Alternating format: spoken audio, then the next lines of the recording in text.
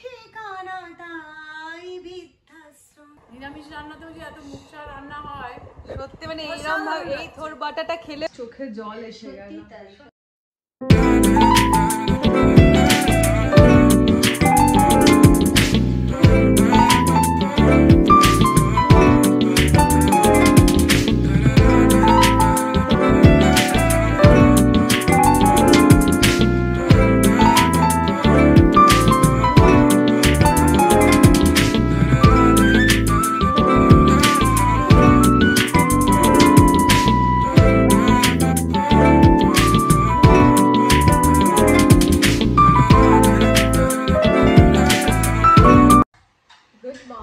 সুপ্রভাত, আশা করি তোমরা সবাই খুব ভালো আছো, আমরাও ভালো আছি। আজ হচ্ছে শনিবার, এখন ঘড়িতে বেজে গেছে হচ্ছে 10টা। সকালবেলা উঠে দেখে না পুরো একটা সংগ্রাম চললো। মুখার্জি বাবু অফিসে বেরোবে, ব্রেকফাস্ট বানানো, চা করা, ঘর পরিষ্কার করা, বিছানার চাদর পাল্টানো, এইসব করতে করতে করতে করতে অফিস যেই বেরিয়ে গেল না, আমি রীতিমতো হাঁপিয়ে পড়েছি, বিশ্বাস করো।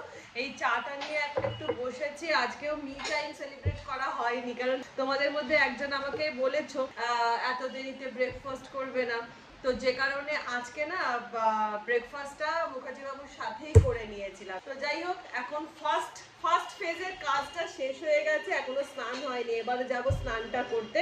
তো একটুখানি চা খাবো, চা টি ব্রেক নিয়েছি আর কি। আর তার মধ্যে দেখো না, ঘর ভর্তি মিস্ত্রি কাজ করছে চতুর্দিকে না, পুরো কিরকম একটা হয় না বলো, মিস্ত্রি কাজ করলে যেন মনে হচ্ছে যেন খিচখিচ লাগছে চতুর্দিক নোংরা। ওইদিকে প্যারিসের কাজ তোমরা দেখছিলে, কালকেই দেখেছো, পুরোটা কমপ্লিট হয়নি, দেখাচ্ছি তোমাদের। এখানে চলছে আবার প্যারিসের কাজ, মানে ডাবল কোটিং চলছে আর কি। আজ কমপ্লিট হবে তো? এবার ঠিক আছে তো? হ্যাঁ, এবার ঠিক আছে, একদম একদম। পান্তু আর তুই সরে যা, আজকে আমার পুরো এখন গাড়ি চালাচ্ছি। ওইদিকে বন্দনাদি কাজে চলে এসেছে, এখনো রান্না বান্না হয়নি। এই দিকের অবস্থা দেখো, এইদিকে এই যে বাইরে আমার দেওয়ালটাতে না একটা কাঠের প্যানেল করা ছিল, আর এই কাঠের প্যানেলটাতে কি হয়েছিল তোমাদের বললাম না, যেমন উই ধরে গেছিলো পুরো, তো তার মধ্যে এই কাঠের প্যানেলটা থেকেই উইটা ধরেছিল, তো সেগুলো সব ভেঙে ফেলে দেওয়া হয়েছে। তখন এই নেম প্লেট বলো, বাইরের লাইট বলো, সবই খুলে গেছিলো। এই সব এখন চলছে লাগানো, যেন একটা হচ্ছে চতুর্দিকটা দেখে, বিশ্বাস করো মনে হচ্ছে কতক্ষণে সমস্ত কিছু পরিষ্কার হবে। আর আমার এখনো রান্না বান্না হয়নি, এবারে যাবো স্নান পুজোটা করে তারপরে রান্না বান্নায় হাত দেব। যতক্ষণ আমি স্নান পুজোটা করছি ততক্ষণ চলো এবার দেখে নি মেজদি ভাইরা কি করছে।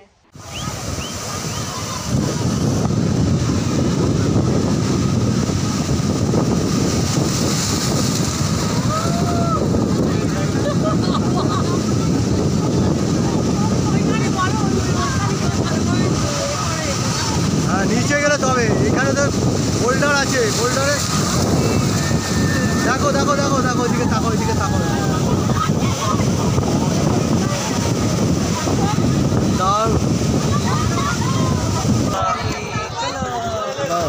তাহলে আপনি বলুন। বলছি আমরা এখন দীঘার সমুদ্র সৈকত এসেছি, খুব আনন্দ করছি। আর এই মোহনায় এসেছি ইলিশ মাছ খেতে, তোমাদের সব দেখাবো সারাদিনে আমরা কী করেছি।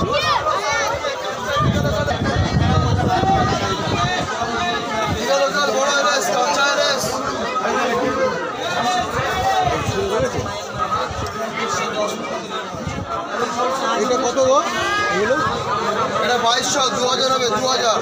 যে আমরা এই এটা হয়েছে, ভিডিও হচ্ছে, এই যে আমরা এই মাছ ইলিশ মাছ কিনছি মোহনার, এবার এইটা কাটছে এই বৌদি। কাটো হ্যাঁ, কাটো কাটো।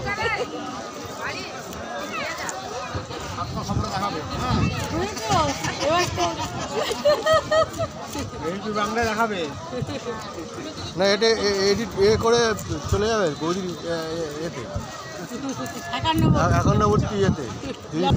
বলো, ধরেছো? এই যে আমরা মোহনায় এসেছি, এখানে এরকম মাছ ধরছে সব মাঝিরা, সমস্ত মাছ ধরছে। আর আমরা এখানে এসে মাছ কিনলাম,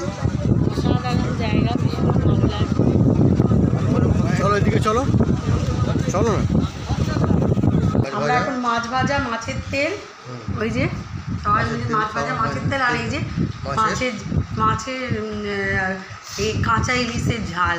আচ্ছা ইলিশের ঝাল মেজদার মোটামুটি খাওয়া হয়েছে, ওই দাদারও স্যালাড, স্যালাডটা দেখি, স্যালাড এই যে এই স্যালাড আছে। ঘরটাও দেখি না। মেজদা একটু মুখটা তোলো, মাথা নিচু করে খেয়ে যাচ্ছে। চান পুজো সমস্ত কিছু কমপ্লিট করে মিস্ত্রি দাদাদেরও কাজ কমপ্লিট হয়ে গেছে, সবাই চলে গেল। এবারে ঘর দোর ভালো করে পরিষ্কার পরিচ্ছন্ন করে চলে এসেছি আবার সেই রান্নাঘরে। রান্নাঘর ছাড়া তো মেয়েদের চলবে না, তো রান্নাঘরে চলে এসেছি। আজ হচ্ছে স্যাটারডে আমরা ভেজ খাই, তো দুটো নিরামিষ রেসিপি তোমাদের সাথে আমি শেয়ার করব। এক হচ্ছে ছোলার ডালের মালাইকারি। মালাইকারি তো আমরা চিংড়ি মাছে অনেক খেয়েছি, একটু ছোলার ডালের মালাইকারি খেয়ে দেখো কিরকম স্বাদ, তার অসাধারণ লাগে খেতে। তো আজ আমি বানাবো ছোলার ডালের মালাইকারি, আর তার সাথে বানাবো হচ্ছে থোড় বাটা। এই যে থোড়, মুখার্জি বাবু বাজার থেকে থোড় নিয়ে এসেছে, তো থোড়টা ভাবছি বাটা করব। তার সাথে করব হচ্ছে এই দেখো কেটে সব রেডি করে রেখেছি, এটা হচ্ছে ভিন্ডি পোস্ত করব। ভিন্ডি পোস্তটা আলাদা করে দেখানোর কিছু নেই, সবাই তোমরা কম বেশি ভিন্ডি পোস্ত জানো। তো প্রথম রেসিপি যেটা আমি তোমাদের সাথে শেয়ার করব সেটা হচ্ছে ছোলার ডালের মালাইকারি। এই দেখো, এটা আমি ছোলার ডালটা গরম জলে ভিজিয়ে রেখেছিলাম 1 ঘন্টা, তারপরে এটা একটু বেটে নিয়েছি। কিন্তু এই সময় বাটাটা না খুব মিহি করে বাটা চলবে না, মানে একটু দানা দানা, অল্প দানা দানা থাকবে আর কি। তো আমি বেটে নিয়েছি, দিয়ে দিলাম এটার মধ্যে অল্প নুন, অল্প একটু লঙ্কার গুঁড়ো, আর দিয়ে দিলাম এর মধ্যে 1 চামচ মতো চিনি, দিয়ে এটাকে খুব সুন্দর করে আমি ফেটিয়ে নেব। ফেটানোটা খুব সুন্দর করে ফেটাতে হবে, যত সুন্দর ফেটানো হবে তত জিনিসটা সফট হবে। ছোলার ডালটা ফেটানো কমপ্লিট হয়ে গেছে। তো প্রথমে আমি একটা প্যান বসিয়ে নিলাম, দিলাম এটাতে সর্ষের তেল অল্প। তেলটা গরম হতেই আমি ছোলার ডালের বড়াগুলোকে একে একে করে তেলের মধ্যে দিয়ে ভেজে নেব। এগুলো না একটু ছোট্ট ছোট সাইজের করতে হবে। বড়াগুলোকে আমি এক পিঠ হয়ে যেতেই নেক্সট পিঠটা উল্টে দিচ্ছি। বড়াগুলো বেশ লাল লাল করে ভাজা হয়ে গেছে, এবার আমি বড়াগুলোকে তুলে নেব। এবার আমি কড়া বসিয়ে কড়াতে দিয়ে দিলাম সর্ষের তেল। তেলটা গরম হতে দিয়ে দিলাম এর মধ্যে 2টো শুকনো লঙ্কা, একটু জিরে ফোড়ন, আর দিয়ে দেবো এর মধ্যে গোটা গরম মশলা।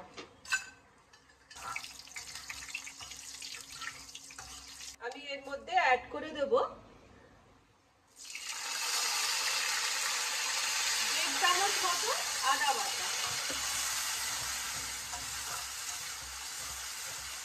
আদা বাটাটা দিয়ে হালকা কষিয়ে নিয়ে দিয়ে দিলাম এটার মধ্যে লঙ্কার গুঁড়ো 1 চামচ, দিয়ে দেব জিরে গুঁড়ো 1 চামচ মতন, দিয়ে ভালো করে এটা কষিয়ে নেব।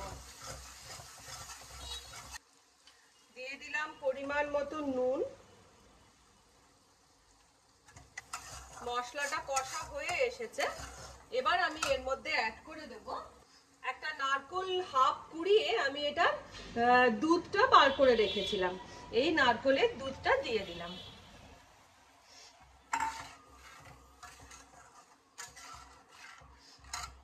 দিয়ে দিলাম এর মধ্যে অল্প একটু জল, দিয়ে আমি এটাকে এবার ফুটতে দেব। দিয়ে দিলাম এর মধ্যে মালাইকারি, যেহেতু মিষ্টি তো হতেই হবে, তাই জন্য আমি এর মধ্যে অ্যাড করে দিলাম 1.5 চামচ মতন চিনি। এবার যেই এটাতে জাল এসে গেছে, দেখো ভালো ফুটে গেছে, গ্রেভিটা আমার যতটা দরকার ততটা করে নিচ্ছি। এবার আমি বড়াগুলো যে আমি ভেজে রেখেছিলাম এর মধ্যে আমি অ্যাড করে দিলাম।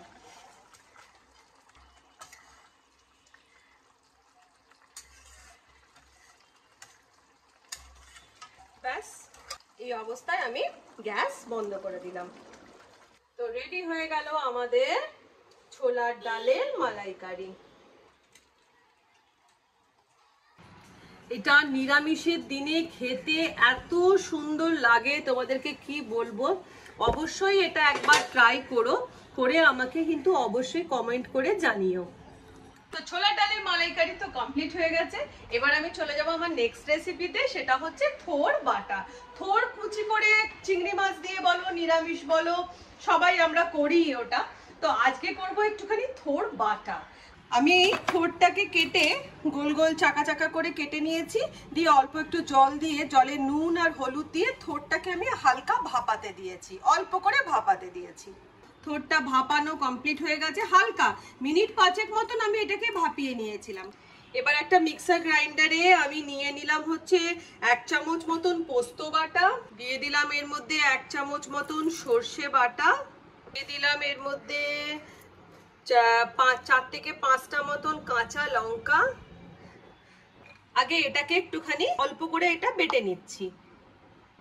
এটা অল্প করে বেটে নিয়ে এর মধ্যে আমি অ্যাড করে দেব হচ্ছে নারকোল। নারকোল মানে ছোট নারকোলের এই আধমালার মতন, আধমালার থেকেও কম নারকোল দিয়ে দিলাম। দিয়ে এটাকে আমি আরেকবার বেটে নেব। এরকম একটা পেস্ট আমি বানিয়ে নিলাম, নারকোল, পোস্ত, সর্ষে আর কাঁচা লঙ্কার।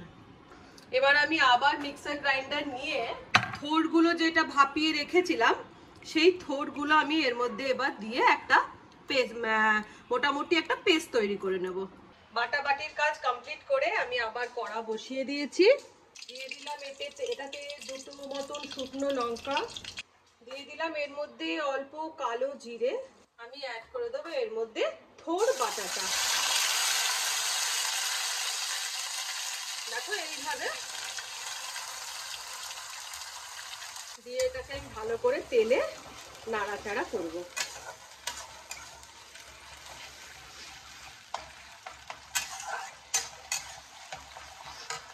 দিলাম এটার মধ্যে পরিমাণ মতো নুন। যত এটা ভালো করে ভাজা হবে তত জিনিসটা খেতে ভালো লাগবে। এটা যখন বেশ অনেকটা ভাজা হয়ে যাবে তখন আমি অ্যাড করে দিলাম এর মধ্যে নারকোল, সর্ষে, পোস্ত, কাঁচা লঙ্কা বাটাটা। দিয়ে এটা সুন্দর করে এর সাথে এবারে নাড়াচাড়া করব।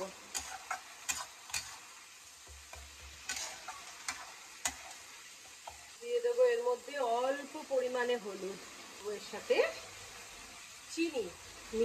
এইসব রান্না, নিরামিষ রান্না তো একটু মিষ্টি মিষ্টি হয়, তাই অ্যাড করে দিলাম চিনি। দিয়ে এবারে এটাকে ভালো করে ভাজা ভাজা করব।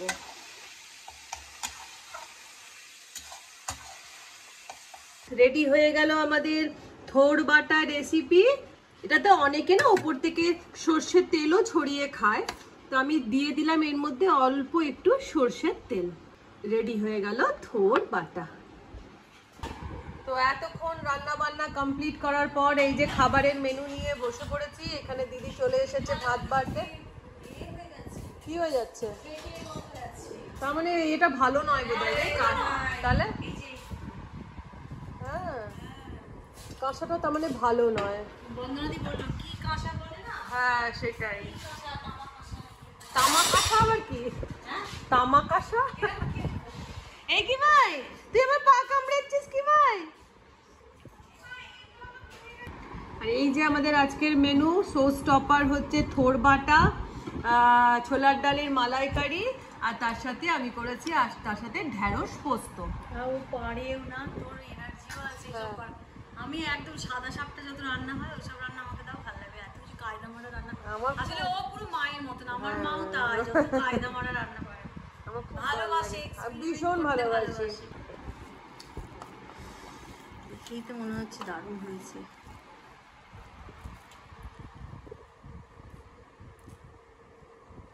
কেমন লাগছে?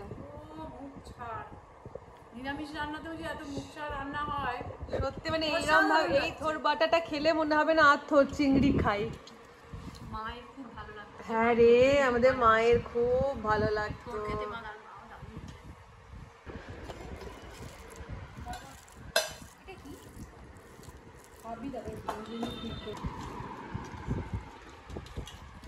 কেমন লাগছে? দারুণ হয়েছে।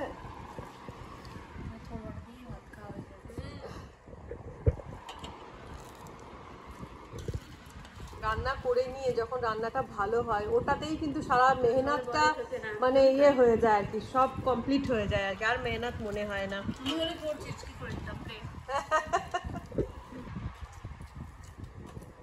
আর মিষ্টি মিষ্টি এবার খেয়ে দে। হচ্ছে ছোলার ডালের মালাইকারি।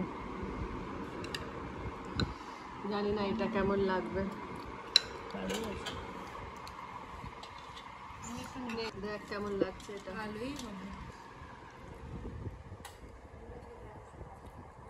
দারুন মালাইকারি, মালাইকারি টেস্ট। শুধু চিংড়ির জায়গায় বড়া। ভালো লাগছে, ব্যাস এটাই আমার কাছে প্রাপ্তি। একটা বড়া নেবো? একটা কেন, দুটো নাও। ভালো লাগছে। তবে কি বলে তোর বাটাটা তোমরা প্রত্যেকে ট্রাই করো, অসাধারণ। খাওয়া দাওয়া কমপ্লিট হয়ে গেল। তোমাদেরকে কি বলবো, আজকে নিরামিষে এত বেশি ভাত খেয়ে ফেলেছি, পুরো হয়ে গেছি, মানে পুরো দাঁড়াতে পারছি না, এত বেশি খেয়ে ফেলেছি। আর সত্যি রান্নাগুলো নিজে করেছি বলে বলবো না, তোমাদেরকে প্রত্যেককে বলবো অবশ্যই রান্নাগুলো কিন্তু ট্রাই করবেই করবে, আর আমাকে কমেন্ট করে জানাবে যে তোমাদের আজকে থোর বাটা আর ছোলার ডালের মালাইকারি কেমন লেগেছে। আমি কিন্তু এই কমেন্টটা পাওয়ার জন্য উৎসুক হয়ে রয়েছি, কারণ সত্যিই রান্নাগুলো এত ভালো হয়েছে। আচ্ছা, এবারে ভিডিওটা শেষ করার মুহূর্ত, কিন্তু শেষ যখন ভিডিও করব তখন দিদির গান তো শুনতেই হবে। তো দিদি চলে আয়, একটা গান শুনিয়ে দে। তোমরা দিদি, তোর গানের কিন্তু প্রচুর ফ্যান ফলোয়ার, সবাই বলছে ভালো অসাধারণ লাগছে। আমার মতন একটা সাধারণ মানুষ সাধারণ গান, গান, সত্যি অসাধারণ গান আর তোমরা শুনতে চাইছো, গানকে নিয়ে বলছো, সত্যি আমারও মনে হচ্ছে যে না এবার এই গানটা সবাই বলছে গাইবো। চর্চা যেন না ছাড়ি, চর্চা যেন না ছাড়ে। হ্যাঁ, অনেক যুদ্ধ করে সংসার ছেড়ে গান করতে যাওয়া মানে সত্যি বুঝতেই পারছো। কথা। কি আজকে কি শোনাবি? আজকে ওই ফেসবুকে একটা ভিডিও দেখছিলাম যে আজকালকার দিনের ছেলেরা বাবা মাকে দেখে না, তাদেরকে বৃদ্ধাশ্রমে পাঠিয়ে দেয়। দেখে আমার খুব কষ্ট লাগছিল ভিডিওটা দেখে। নর্মাল একটা ভিডিও, কেউ শেয়ার করছে কোনো ভদ্রমহিলা। তো সেটা দেখে ভাবছিলাম ওই নচিকেতার ওই গানটা আমার মনে পড়ে গেল হঠাৎ করে। আমার ব্যবহারে এসে আলমারি আর আয়না ওসব নাকি বেশ পুরনো ফ্ল্যাটে রাখা যায় না। আমার ব্যবহারের ওই আলমারি আর আয়না ওসব নাকি বেশ পুরনো ফ্ল্যাটে রাখা যায় না। ওর বাবার ছবি ছড়ি ঘড়ি বিদে হলো তাড়াতাড়ি, ছেড়ে দিল কাকে খেলো পোষা বুড়ো ময়না। স্বামী স্ত্রী আর অ্যালসেশিয়ান জায়গা বড়ই কম, আমার ঠিকানা তাই বৃদ্ধাশ্রম।